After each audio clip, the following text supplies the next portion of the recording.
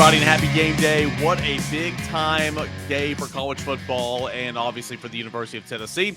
It's number 1 Tennessee according to the CFP, at number 3 Georgia. We'll dive into all that here on the VFL Players Lounge. I am your host, Eric Cain. This is the VFL Players Lounge. It's brought to you by the Volunteer Club, powered by Spire Sports. Couldn't do it without those guys, so big thank you for making this game day podcast over here at Volquest.com possible each and every day. But man, what a showdown coming up today between the hedges. It's 8-0 Tennessee, 4-0 in SEC play. It's 8-0 Georgia, 5-0 in SEC play. And a couple of VFL is going to join me to break down, preview this matchup, and let's get to them right here. Bringing him back here, I believe, for the third time on the VFL Players Lounge, our guy, Jonathan Wade, former Tennessee defensive back. What up, Jay Wade? What's going on? It's game week. It's a big one, man. It is a big one for sure. And joining Jonathan Wade is fan favorite Jayson Swain. What's up, Jay? What's going on, guys? All right, so Swain, let's kick it off here, man. It's Tennessee, Georgia. First and foremost, did you imagine playing a big time football game at this point in the season before the year started in terms of undefeateds, top fives, SEC championship implications on the line? Did you envision this game being as big as it is now heading into it? I didn't think it would be, 1 versus 3. I did think that Tennessee had an opportunity to possibly go to the SEC championship off of this game right here. You look at last year's game, and Georgia was so stacked with talent, and Tennessee missed some shots. Offensive line wasn't able to hold those guys back. But at the beginning of the season, I felt like, Tennessee's offensive line was better. Hendon would be better, offense would be better.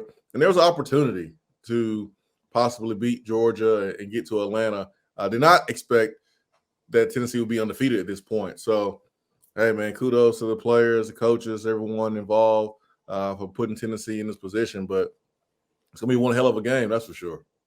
Yeah. Wade, man, how big is today? How big is this matchup, Tennessee and Georgia? And have you been waiting for, as an alum and a former player, have you been waiting for these type of games for quite some time? Absolutely. I mean, when you bring up the Tennessee-Georgia game, this is one that really, really, really, really matters. Not that the Alabama game doesn't matter, but this one matters a lot. This one kind of, especially over the past decade, this has been a game that we have to get over, I guess, you know what I'm saying? We have to play Florida. Florida's a big one, but this is the one that's mattered, especially with the run that Georgia's been in the past few years since Kirby Smart's been there with the recruits. Their secondary that they have is unreal, and they're young. They got a lot of good recruits. They got some of those recruits that you see Bama getting all the time, which as time carries on, hopefully it's going to switch over to us in a few years. And well, how the revolving door works with recruiting, but this is a huge game every week. And every year, and it's down in Georgia this year. Being number 1 versus number 3 is unreal. I'm happy for it, but I know we still got to play football. We got 60 minutes of football to go win come today, and it's not going to be easy. Yeah, we got a lot to talk about here over the next 35 minutes or so. VFL Players Lounge with Jonathan Wade and Jayson Swain. I want to get into this Georgia matchup. That'll come later in the show, of course, breaking down how to stop Stetson Bennett, how to stop Brock Bowers. Big loss for Nolan Smith on the edge there for that defense. How can Tennessee take advantage? I want to get into all that. I want to talk about this number 1 ranking for Tennessee, and could this be a distraction in the locker room? But obviously just, what an accomplishment there. But right now, Wade, I want to go back to you, man. It's something you kind of were saying.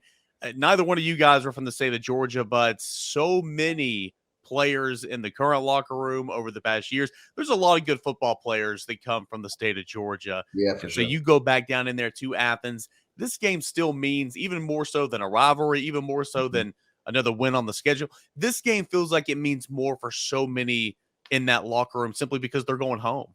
Absolutely. And anytime you get a chance to play in front of family and friends, it's always, you can ask Jayson about anytime we played against Alabama. I mean, he has a different type of edge when you talk about Alabama, just like me versus LSU. There's going to be something else deeper down inside where you want to do your best and show your family it was worth, leaving the state and going to another school, The locker room, I'm sure, but the locker room, I'm sure, has been intense and focused since week one. It's not just the next game, but it is the next game. I mean, this is the next one that we've had. We've been battle tested all year. We've been battle tested all year. We won games in ways that, are unconventional. They haven't always been blowouts, but this is a big one. And I believe that everybody knows that we got to stay focused. We're coming in the underdog, No one thinks we're going to win except for us. It's kind of weird. Tennessee's ranked number 1 in the college football playoff rankings, number 2 in the AP, number 3 in the coaches, whatever. And then it's an 8.5 point dog, or at least it was at points in times this week. Right. Just weird. That doesn't happen a whole lot. Jayson Swain, Tennessee continues to roll, and this young man right here continues to roll. What is going on with number 11 and Jalin Hyatt here? Well, I mean, his mindset has been adjusted. It's shifted from last year to this year. Started in the winter conditioning portion and then led to the spring and the summer, and that's why he's having these results. I mean, it's no surprise. So you got to give the credit to him. Caught over 15,000 balls during the summer.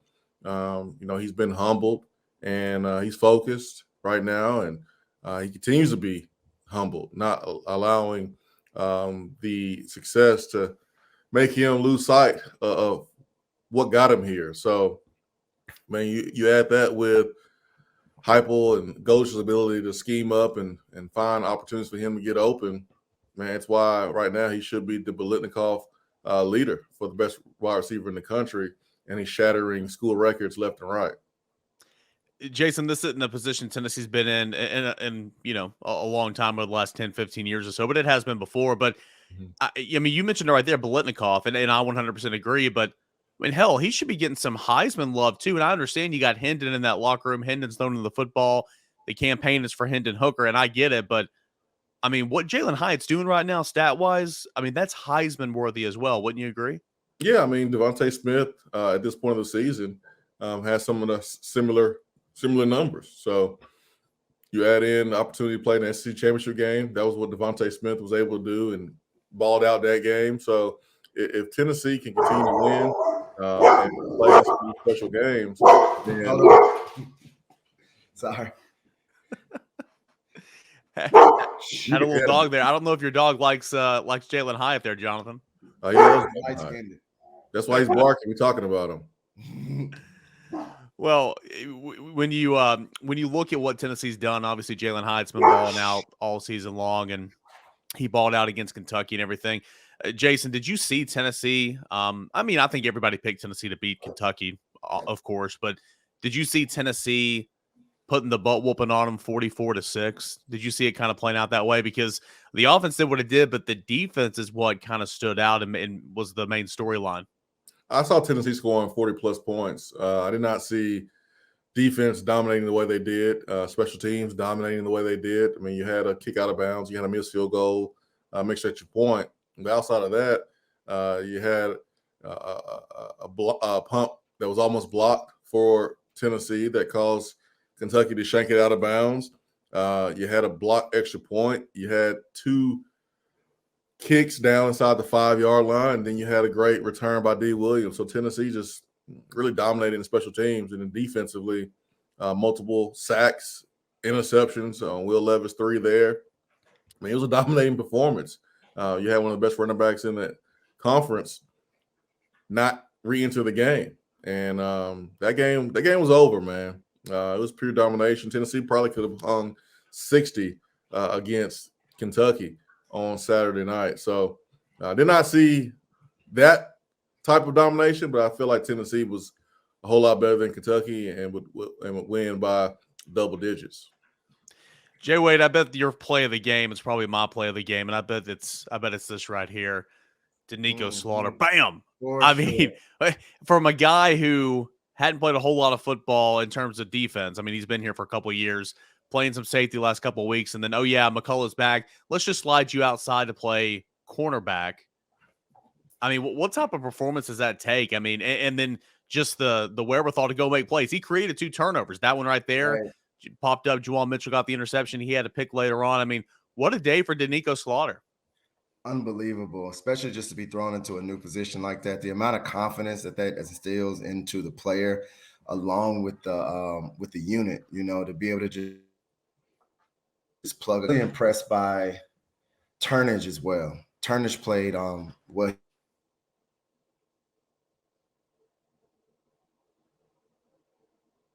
Oh, there I go.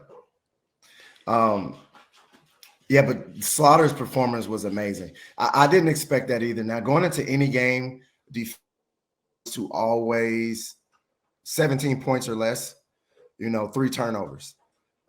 Especially going against someone who is supposedly really good. And I'm air quoting it because everybody comes in with a name. Everybody comes in with some type of hype. Everybody's supposed to be good, So Will Levis had the stuff around him, but to come in and lock in with a guy in a new position and to be able to go make plays, and not just, as you saw, it wasn't just when the guy caught the interception after he hit, it was the after effect. It was the guys blocking. It was them trying to try. Oski, you could see it. You could see the intensity behind trying to score. It wasn't just about the hit. They weren't satisfied there. They were trying to go punch that thing in the end zone. Like, we have a unit, which is very impressive. I mean, Young up front looked great, as he has been all season. His unit's coming together well, and you're going to need that down the stretch. Especially the better teams we play, we're going to need a defensive unit that can get some stops. Tennessee's getting healthier at the cornerback position. Kamal Haddon, Christian Charles, how close is he getting back? But, you saw Brandon Turnage get back into the fold. And, of course, you got some other guys. Danico Slaughter's proven that he needs to be getting some snaps, whether it be at safety, star, quarterback, wherever. But I want to ask you, because obviously you played defensive back at a high level, it just looks different with him out there at corner the other night. He's physical. He even told us after the game, he's like, I like playing in the box. I like hitting people. I like that physicality out there. I mean, we just haven't seen that from any Tennessee cornerback, really, any Tennessee defensive back this season. Right. I think that's good. I think Danico needs to stay back there and continue to play somewhere, because I think he's earned it. It's funny that the defensive secondary and the offensive line are so similar, and a lot of people aren't aware of that. We do so many drills that are actually they mirror themselves, because they have to work on their feet just the same way that we have to work on our feet. And on the offensive line, you need an absolute dog. Every time you have an offensive line, you need someone that's pushing people after the pile. You need someone that's going to protect the running back, protect the quarterback. He's going to fight really fast. You need those type of guys in your unit. In the secondary, you need the same thing. You need some people that will absolutely irritate you, that are physical, that are rough around the neck, that you might have to be concerned about, because that edge strikes fear at times in receivers. It's an attitude that you got to bring to playing defense. It's an attitude, and he has it. And you're right. He absolutely needs to be somewhere on the field every snap, wherever that is. Jayson, what did you think of the defensive performance? Obviously, I don't think anybody saw giving up 205 yards total offense and 6 points, but it's all tied in, as Jay Way was just alluding to. Defense gets pressure, creates some things in the back end. Do you think this type of defense now, and again, the big reason why Tennessee was number one, the committee chair said, hey, it's defensive performance at LSU, and it's overall win at Alabama, and it's defensive performance against Kentucky is a big reason why Tennessee's number one. Do you see this type of play defensively kind of sustaining to a certain extent? Because that was really good. I mean, Georgia's a hell of a team, Eric. So are you looking for the same performance against Georgia that you got against Kentucky? I mean, I know Tennessee wants to play that way. I don't see that happening, because Georgia's a better football team. But after Georgia, absolutely. I mean, I can see Tennessee's defense locking things down with the rest of the schedule. But, this defense and this team, they've gotten better each and every week. And that's the name of the game. If you want to compete for a championship, you got to win, but you got to improve each and every week. And you can't peak too early in the season. I feel like Tennessee has not done that. Their worst game was against Pittsburgh. After that, Tennessee's gotten better each and every week in all phases, and there's been a new guy that has stepped up for Tennessee. This past week, it was Danico Slaughter, right? We saw in Florida, it was Ramel Keaton. So you want new guys stepping up during the course of the season, so that way when you play a team like Georgia, all of those guys are counting on to step up and make plays. And I think with the health improving from top to bottom with our roster, man, you got an opportunity to go down there and beat Georgia. You really do. Yeah. I mean, just like Alabama, it was, the first time in a while that you went into the game saying, okay, not only can Tennessee play with these guys, Tennessee can win. Tennessee can win this football game. Feel the same way about Georgia. So Tennessee's 8-0, smacked up on Kentucky last week, and the annual college football playoff rankings, the initial ones come out this past week, and you knew Tennessee was going to be ranked in the top 4. Okay, it had the of Ohio State, of Michigan, of Clemson, of Georgia, of Alabama. I mean, Tennessee had the better strength of schedule. Tennessee had 5 ranked wins. So it wasn't a matter of will Tennessee be in the top 4? It's kind of just like where, right? Mm-hmm. Jason, were you surprised Tennessee was number 1? I think they got it right. They had the best resume. But were you surprised that Tennessee was number 1? And what's that message to the team in the locker room, Wednesday morning when they got there to practice? I wasn't surprised. I felt like Tennessee should have been number 1 the whole entire time. I thought they had the best resume. I thought they had the best strength of schedule. They beat Alabama, beat LSU on the road, dominated them, and then you dominated Kentucky. I felt like Tennessee should have been number 1. I didn't really care if Tennessee was going to be 1, 2, or 3 because I knew that if you took care of business against Georgia, you would be 1 after this week. But I thought they got it. I thought they got it right 100%. The key with this football team is Josh Heupel was transparent with his players. Like old school coaches will tell you, block out the. We're not talking about the ranking. We're not talking about the ranking. Well, you got social media. How can you not talk about it? Everyone's talking about it, and you see that everyone's talking about it. No, you embrace it. You talk about it. Hey, yeah, we number 1, but this is what it means. It means that if you don't take care of business, you can be outside of that number 1 ranking in 3 days. You got to go handle business. It changes nothing of what we're trying to do, what we are doing, and you just relay that message. And those guys will buy into that the same way they've bought into everything that you've told them to this point of the season. So I love Heupel's approach. I mean, you sit down and talk about it. Yeah, man, guess what? Here in a couple of weeks, maybe already, you guys are going to start having agents talk to you. Hey, man, we get it. I used to be a player. I understand. But when that happens, this is what you need to do to stay focused on the team goals. Because if we win, the team wins, everyone's going to eat. But you don't hide your players away from that. You don't put earmuffs over them. You talk to them about it. You're transparent. You're honest, and you'll go a whole lot further. I think with your success if you take that approach. I mean, this is the 3rd time Tennessee's going to be playing or involved in a football game where College Game Day is going to be there. The 3rd or 4th time they've been on CBS. I mean, another sold out crowd. And again, so Josh Heupel's mentioned this, something you just spoke on right there, Jason, about not hiding from the moment, not blocking out, embracing it. Because again, it truly is impossible nowadays with social media and everything to block it out. You can't do it. So embrace it. I just think that that's such a great mindset to have and such great, leadership inside that locker room from a head football coach, Jonathan. Because again, yeah, he's played, he gets it, but to embrace it, but to not let it be your identity, because your identity should still be the way you prepare, you go about your every single day of practice and all that type of stuff. Yeah, for sure. The worst thing that, and I'm not going to even speak that into existence, but the worst thing that happens is when you get full of yourself and then you get your bubble burst. So staying locked in, realizing, okay, this is what it is, but this is also something like Stephen A said, this is fluid. This is fluid. This can move. If we don't handle our business, we won't be ranked here.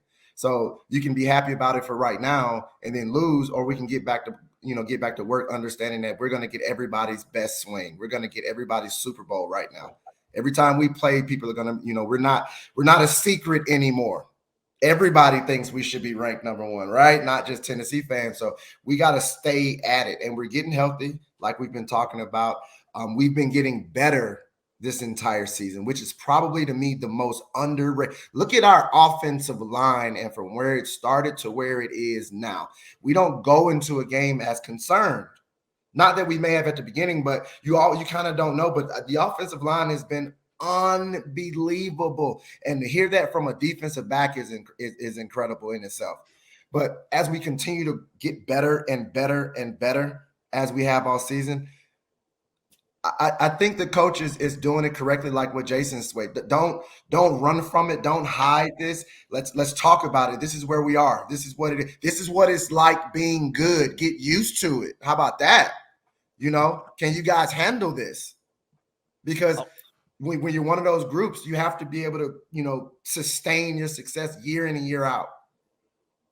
I like it. I want to ask you guys this.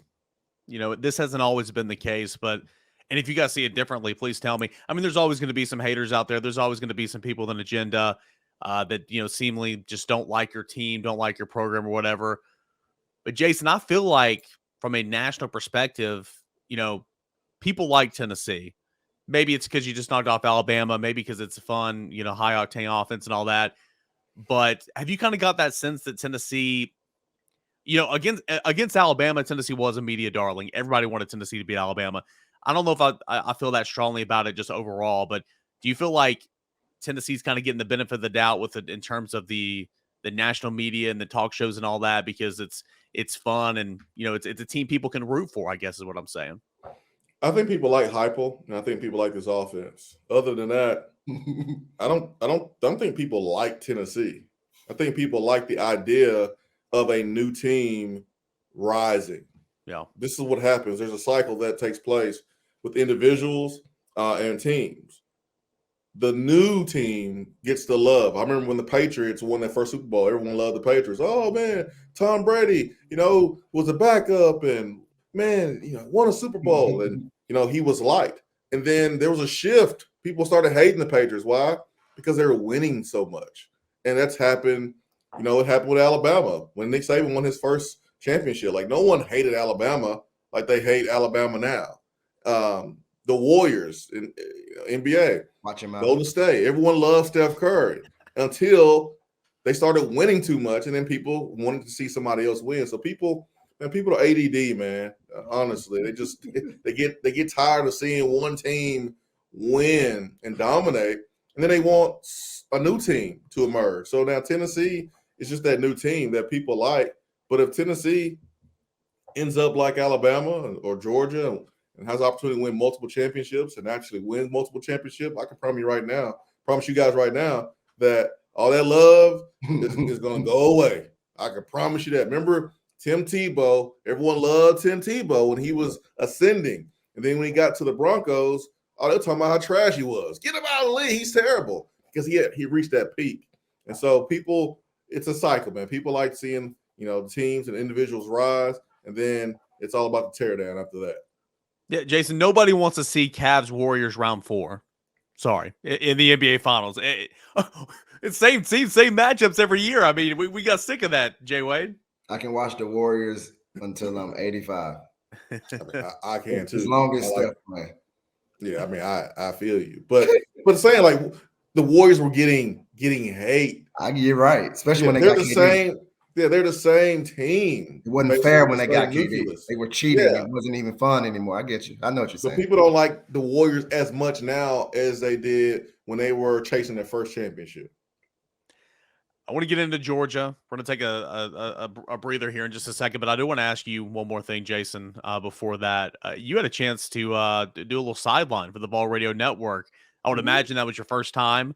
How was that, man? How was that experience and seeing the game from a different kind of a different level there?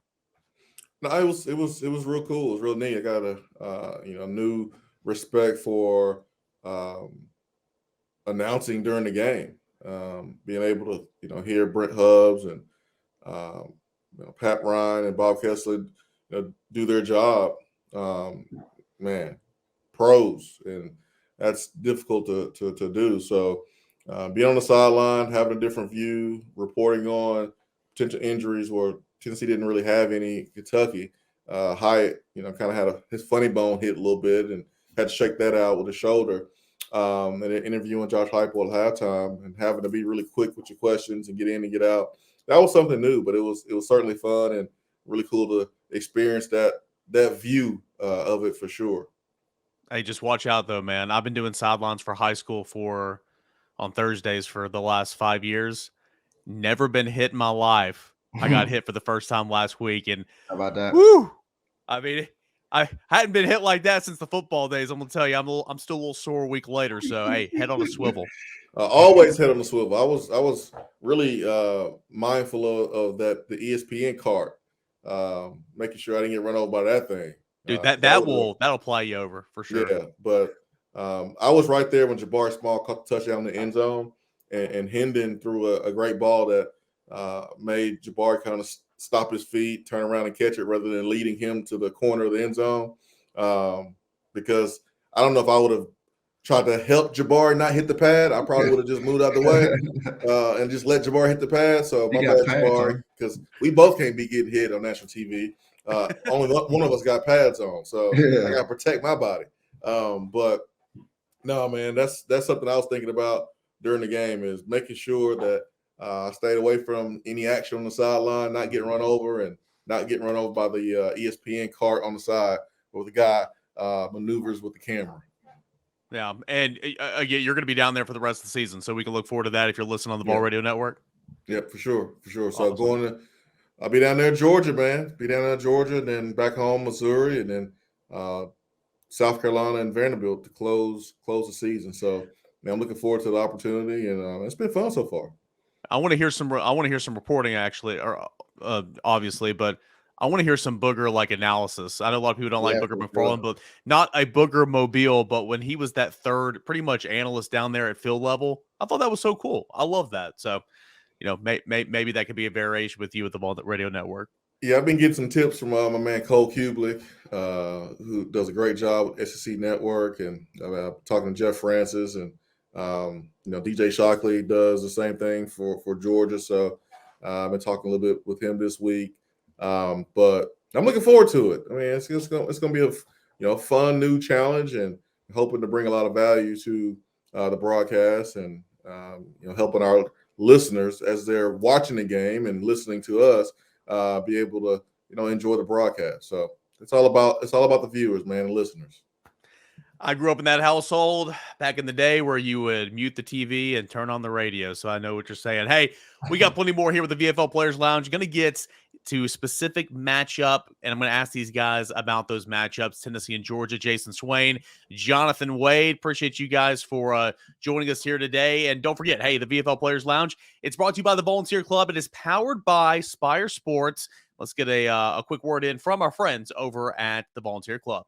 The game has changed and Spire Sports is here. With name, image, and likeness arriving, your Orange fandom can now be put into action. Visit thevolunteerclub.com and become a member. 90% of every dollar generated through the Volunteer Club, powered by Spire, will go directly to athletes to improve the student-athlete experience at Tennessee. It's not just about winning the next game. It's about next season. It's about the next generation. It's about the Tennessee legacy. Join at thevolunteerclub.com. That's thevolunteerclub.com.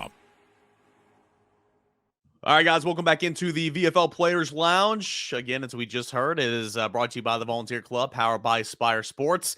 I'm Eric Cain. I've got Jonathan Wade and Jayson Swain on with me here today, breaking down Tennessee and Georgia. Really looking forward to it. Guys, Georgia's Georgia. Georgia won the national championship a season ago. Georgia had a generational style of the defensive play a season ago. Georgia's still good. I mean, still good on paper. Georgia's still a good football team. But, Jay Wade, what do you think in watching Georgia and kind of scouting them this week a little bit? What do you think of Georgia this season with Stetson Bennett, Kirby Smart, and all the Bulldogs? I think I'm interested in the fact that their schedule, who they've played thus far versus who we've played, like how battle-tested, and nothing against them because they are the defending national champions. And they recruited great, and their secondary looks amazing. But I really want to, they had the test that they've had this season. Their strength of schedule has not been like ours. So I'm thinking that if there's anything that gives us a real deal, I don't want to say shot because I don't think that we have a shot. I think we have a really good chance at winning. I feel like they still have to stop what we do on offense. I think you have to go into this week. I've mentioned this before. It's like playing a team with a different style of play, Air Force, Army, something like that, where you have to completely change everything that you do. So I think that they're going to still be stressed out to do that. But, I mean, they're still good. they were number one in the country until like 2 days ago. And I'm sure in some polls they still are. It's not going to be a lay down. It's not going to be like any other game that we played thus far. We got to find a way to stop these two ginormous tight ends that they got, along with these running backs that they just breed. I guess they just breed running backs down in Georgia. But it's going to be a test. But I think if any time was the time to do it, this is it. I don't think this season is a season that we've had that is just a fly by night, a fluke type of thing. I think this is year 2 of the Heupel system, year 2 with Hooker in there going with the guys. The receiving core we have, I feel, is the strongest receiving core in the country. It's firm. And Jason, I mean, you had Jalin Hyatt earlier this week that says he was asked how good it was to have Brew McCoy back into the fold, how good it was to have Cedric Tillman back in the fold. And he was like, man, I mean, who you going to stop? You got to pick one. You got 2 more over here. So, I mean, it's going to be deadly. I will say this, though, going back to Georgia, those wide receivers are not that impressive. And hear me out here. A.D. Mitchell's hasn't played in a while. We'll have to see if he plays today. But you've got Ladd McConkey, who is kind of their go-to wide receiver. But they throw it to the tight ends, as Jay Wade just alluded to, and also throw it to the running backs. Kenny McIntosh is 3rd on the team. He's the starting running back. He's 3rd on the team in receptions. So they've got great offensive numbers. Stetson Bennett's having a really good year statistically throwing the football in terms he's already almost amassed 2,400 yards. This is an offense that maybe not won't stretch you vertically like Tennessee will, but man, they're humming right now. It's going to be a challenge. Yeah, I mean, McConkey can run past you. I mean, you can do that. He can do that. So if you find yourself in man-to-man coverage because you're trying to stop the run, and you got to be careful. He is fast enough to run past you. Karis Jackson, he's played a lot of football. He's made some big plays against Tennessee in the past there from a slot position, but their offense coordinator has said they lack dynamic playmaking ability on the outside. A.D. Mitchell is out. He was there, take the roof off the covers type of guy. But it's about Brock Bowers and Darnell Washington getting the ball to those tight ends and, letting those guys get big chunk yards in the passing game. And you can't allow that to happen. Games like this is all about stopping the run first. There's no doubt about it. Tennessee's pretty good at that in the country. We know Georgia's good at that as well, too. I think the key is, Stetson Bennett. Look at last year, the Alabama-Georgia game and SEC championship game. Stetson Bennett was not great. He was okay, but he made some mistakes, had some interceptions, and that led to Alabama winning the SEC championship game. Well, you look at the college football playoff, and Georgia spanks Michigan. Big reason why is because of the talent, but Stetson Bennett was on fire.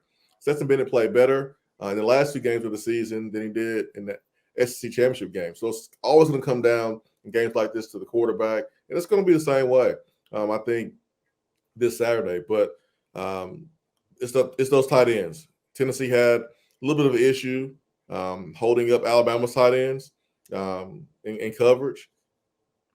I anticipate that Brock Bowers is going to get his. I anticipate that Darnell Washington is going to get his. What you can't allow is that you can't allow the receivers to have their best day of the season when we know the offense coordinator and the offense staff, they don't have the confidence in the receivers, which is why you see a running back 3rd on the team in receptions, which is why you see, Brock Bowers being moved around on offense, and they've made an effort to get him the football because they don't have anybody else on the outside to give the ball to. So they're going to get there. They're good players, and the game plan is centered around them, but you can't let receivers have a career day. Jonathan, 2 questions. One, if you're Tim Banks, what are you doing to try to slow down this Georgia offense that is second to Tennessee nationally? It's really, really good. What's your answer for those tight ends? And 2, as a defensive back, I mean, Brock Bowers is a big guy. He's an athlete. He's a good player. Darnell Washington is the biggest human being with a football in his hands I think I've ever seen in my life. How excited and what's your strategy for taking down a mammoth human being like that? All right. First, I'll start with the size of the tight ends. God just gave them good size, and there's absolutely nothing you can do about that. Going up, just a fact. Go up in the air before they go up. You have a chance. That's a fact. The first person in the air wins. I hope the DBs understand that, especially with those guys being bigger. Go up first, even if it doesn't feel right, to give yourself a chance. But hey, I truthfully, I see it more like a basketball team, and you're about to play the Warriors. Who do you have to take away? The Bill Belichick mindset. I'm going to take away, stop the run. You have to stop the run. That's the first goal every week. 17 points or less, 3 turnovers. We get all of that. I'm going to take away the tight ends. I'm going to treat Bowers as if he's Devin Hester when they would put Devin Hester on offense, and the entire defense would just yell out that Hester's on the field. Every single play, they need to find Bowers and make sure he is bracketed. The next person to find is the other tight end if he's on. Force them to make the wide receivers win. That's what I would do. Force them to, just like what Jayson said, do not allow them to beat you with the superstars, because then the game just becomes easier and they only need the others to do small amounts. Force the others to beat us. That's what I would do if I was Tim Banks. Flip the script, Jayson. Huge loss not having Nolan Smith in that football game. It's a win for Tennessee, but he's in that conversation with B.J. Ojulari, Will Anderson Jr. right there on the edge, leading TFLer, tackles for loss, getter, it's sacker. Anyway, that's poor English, but he's not playing. But they still got some good linebackers, man. I mean, Georgia's good. Georgia's got some good defensive backs. I don't think they're as well up front as they were last year. Still good. But they got good linebacker play with Small Munden and JDJ is what they call him right there in the middle. What have you seen from this Georgia defense? And tell me if I'm wrong here. I think Tennessee will go and I think Tennessee will score 30 points because that's what Tennessee does. Will they score 50? I don't know. They can, but I don't know. Georgia's good. But I think the key matchup in this game is Tennessee's defense against Georgia's offense, because there's no reason to doubt Alex Colas, Josh Heupel, and Hendon Hooker with the way this offense is rolling right now, just regardless of who you're playing. You know, I mean, it's the same old story offensively. I mean, you want to win on first down, especially with this offense, because it kind of speeds up the tempo and allows this offense to go in hyper speed, especially after you pick up the first down. Their front is not as good as they were last year, but they're talented, no doubt about that. This offensive line, and this is why it's important to win on first down, because when it's third down and long, you need more time to get the ball down the field past the sticks. But when it's medium, man, it makes the defense have to guard and think about covering really all the parts of the field and not just worried about the sticks. This offensive line did a great job against LSU versus Ojulari, did a great job against Alabama versus Will Anderson, and that's the key here. And it will be the key on Saturday. Darnell Wright is playing his best football of his career. You look at J.J. Crawford, you look at Gerald Mincy on the left side of the line of scrimmage, and they play very, very well. Spraggins is an absolute dog up front. Cooper Mays is doing his thing, and Jerome Carvin is the uncle on the line of scrimmage that ain't having it either. So this offensive line is the reason why Tennessee is picked by some experts and some coaches in this league anonymously, forget the word. That's bad English too. But it's the reason why they're picked to win this game, man, is offensive line and up front. And last year, look at the game last year. Like Tennessee was dominated up front.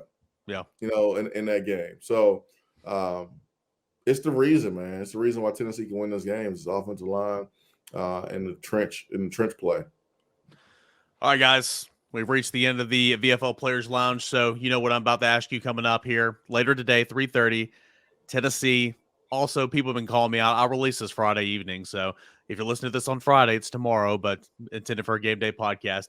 One of the coolest scenes that I think I've ever been a part of in covering football was this scene at LSU. You got Spraggins going over there grabbing the flag, and he's just celebrating. He's celebrating with all those Tennessee fans that stuck around. A massive win on the road.